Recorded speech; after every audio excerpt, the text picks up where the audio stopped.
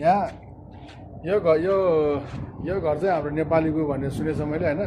नेपालीले बनाउँदैछ अरे भन्ने सुनेछ गाइज म उहाँसँग इन्टरभ्यू लिन्छु है गाइज सलाम सबैलाई मेरो न्यू ब्लगमा हेलो गाइज हेलो साउजी नमस्कार अनि हजुरलाई एउटा यसो ब्लगमा यसो उलिनु पर्यो तपाईँले यो घर सञ्चालन गर्नु भएको छ अरे नेपालीले भन्ने सुनेर आएको हजुर एकदम सम्पूर्ण तपाईँको युट्युब च्यानल हेर्ने जतिलाई सबैजना यो भन्न चाहन्छु कि होइन यहाँ विदेशमा हुने सम्पूर्ण यो अलिकति माइक अलिक सुलेल यो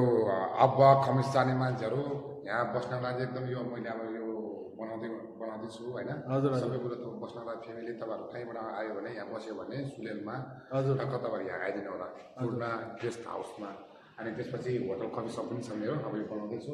खतरा छतरा भरे के हो यो ट्रायल स्याल पुरा आमामा बाँकी छ हजुर माथि जाने मिल्छ हजुर एकदम हेर्न सक्नु हजुर हजुर यो खुसी लाग्यो हजुर साउदी अरबमा नेपालीले यस्तोसम्म गर्नु भएको छ होइन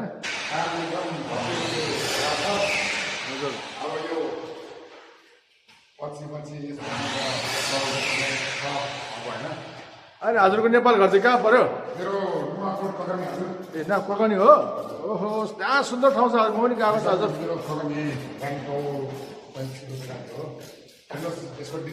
डिजाइन खतरा छ हजुर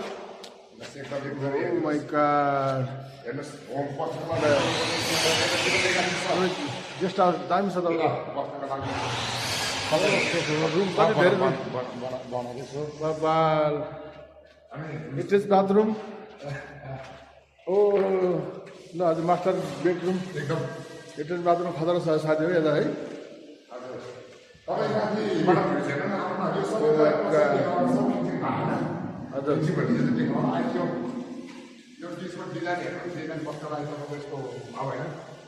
बबाल छ हजुर ल